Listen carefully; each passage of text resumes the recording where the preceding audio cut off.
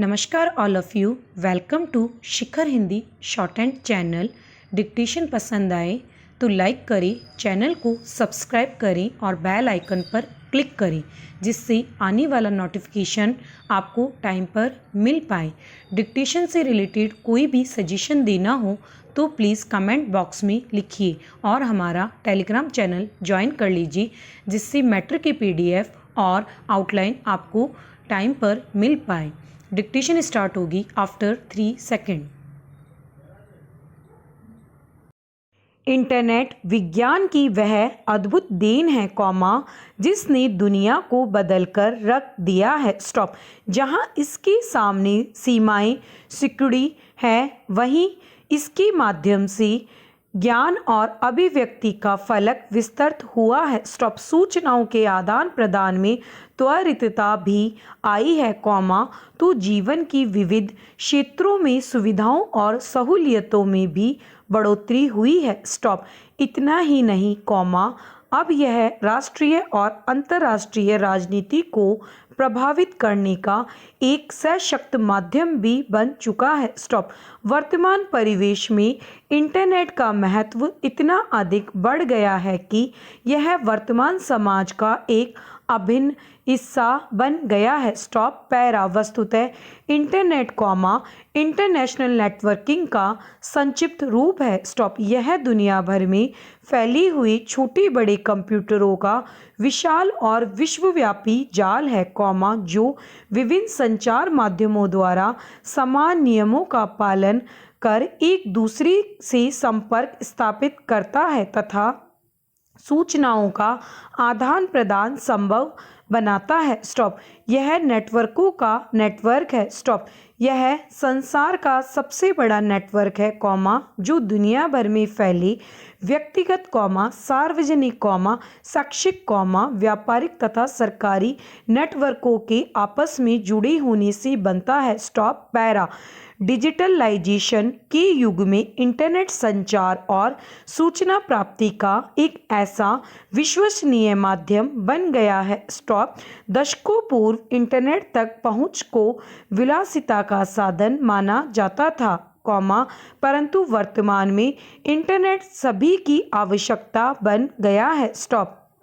Internet की आवश्यकता को ध्यान में रखते हुए सितंबर 2019 में केरल उच्च न्यायालय ने फातिमा शिरीन बनाम केरल राज्य के मामले में संविधान के अनुच्छेद 21 के अंतर्गत आने वाले निजता के अधिकार और शिक्षा के अधिकार का एक हिस्सा बनाते हुए इंटरनेट तक पहुंच के अधिकार को मौलिक अधिकार घोषित किया है केरल के कोझिकोड में पढ़ने वाली एक छात्रा द्वारा दायर याचिका में सुनवाई करते हुए जस्टिस PV आशा ने इंटरनेट तक पहुंच के अधिकार को मौलिक अधिकार घोषित किया उल्लेखनीय है कि छात्रा को उसकी कॉलेज हॉस्टल से इसलिए निष्कासित कर दिया गया था क्योंकि वह हॉस्टल में प्रतिबंध समय के दौरान मोबाइल का प्रयोग कर रही थी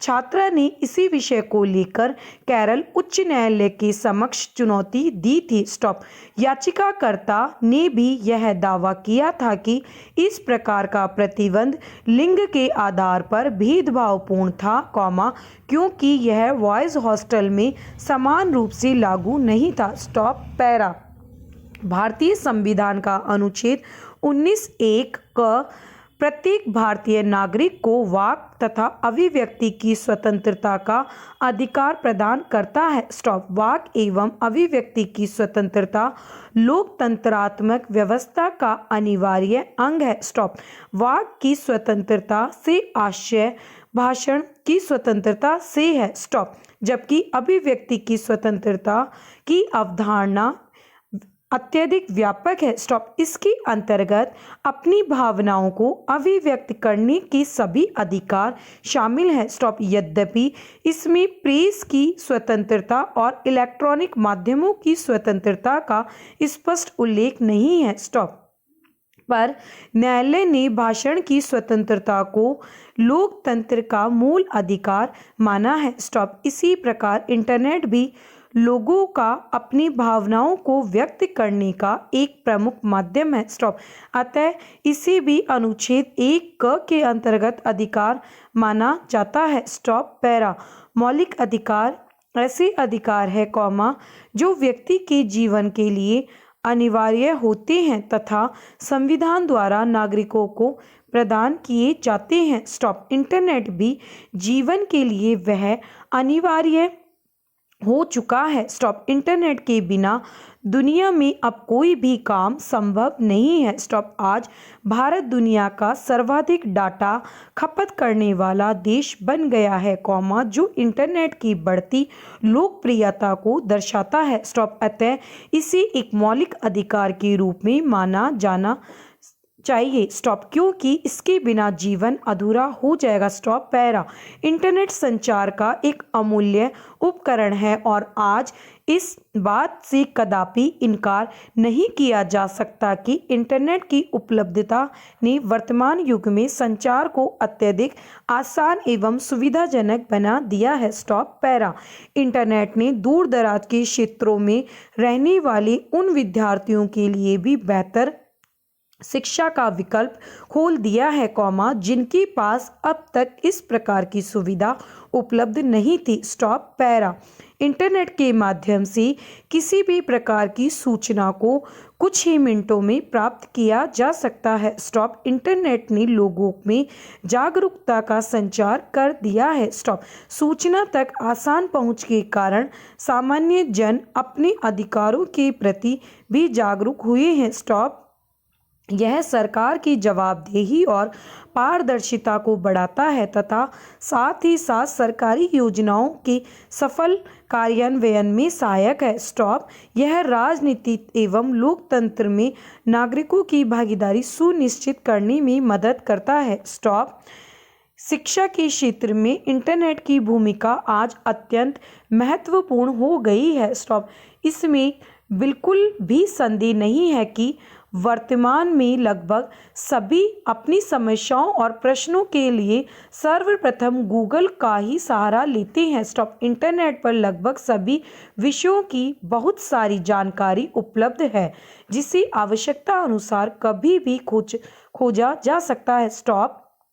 देश में शिक्षा के समक्ष जो सबसे बड़ी बाधा है वह शिक्षा की लागत है किंतु इंटरनेट ने इस बाधा को काफ़ी हद तक कम कर दिया है। स्टॉप। साथ ही इंटरनेट के माध्यम से तत्काल एवं गुणवत्तापूर्ण शिक्षा प्राप्त की जा सकती है। स्टॉप। इंटरनेट ने शिक्षक और विद्यार्थियों के मध्य संचार को सुगम बनाने का कार्य किया है। स्टॉप।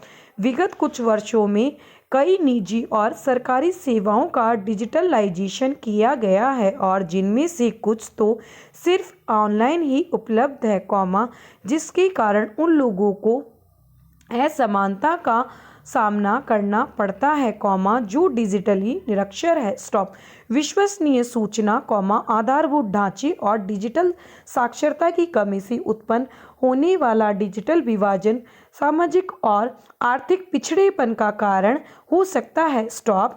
डिजिटल विभाजन को पूरे भारत में सामाजिक आर्थिक स्पेक्ट्रम अर्थात ग्रामीण और शहरी भारत और अमीर गरीब भारत की जनसांख्यिकीय प्रोफाइल के बीच देखा जा सकता है।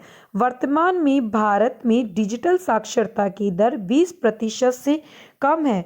स्टॉप। पैरा। इंटरनेट तक पहुंच के अधिकार को मौलिक अधिकार का रूप देना डिजिटल असमानता को कम करने हेतु उठाए गए कदम के रूप में देखा जा सकता है। स्टॉप। साथ ही इंटरनेट तक पहुंच के अधिकार को मौलिक अधिकार का दर्जा देने से अन्य अधिकारों जैसे शिक्षा का अधिकार निजता का अधिकार और अभिव्यक्ति की स्वतंत्रता का अधिकार आदि को सहायता मिली है। स्टॉप। इस कदम से डिजिटल विभाजन को कम करने में भी सहायता मिलती है। स्टॉप। पैरा। ध्यातव्य है कि संयुक्त राष्ट्र ने वर्ष 2016 में इंटरनेट तक पहुंच के अधिकार को मौलिक अधिकार के रूप में मान्यता देने की घोषणा की थी और साथ ही कहा था कि इंटरनेट से लोगों को पृथक करना मानवाधिकारों का उल्लंघन और अंतर्राष्ट्रीय कानूनों के विरुद्ध है। अतः इसे ध्यान में रखते हुए भारत के सर्वोच्च न्यायालय ने 10 जनवरी 2020 को जम्मू कश्मीर में लगी इंटरनेट की पाबंदियों पर रोक लगाते हुए कहा कि इंटरनेट का उपयोग जम्मू कश्मीर के लोगों का मौलिक अधिकार है जो संविधान के अनुच्छेद 19 के अंतर्गत आता है, इसलिए सरकार इसे अनिश्चित काल तक बंद नहीं कर सकती।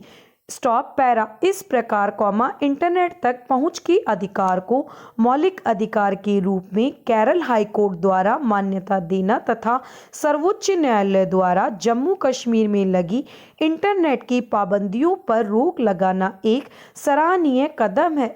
निश्चय ही यह कदम न केवल मौलिक अधिकारों को सहारा देगा, बल्कि यह देश में डिजिटल असमानता को कम करने में भी सहायता देगा, किंतु इसका पूर्ण लाभ तभी प्राप्त होगा, जब इसके समक्ष खड़ी बाधाओं जैसे डिजिटल साक्षरता और डिजिटल इंफ्रास्ट्रक्चर की कमी आदि को समय रहते दूर किया जाए।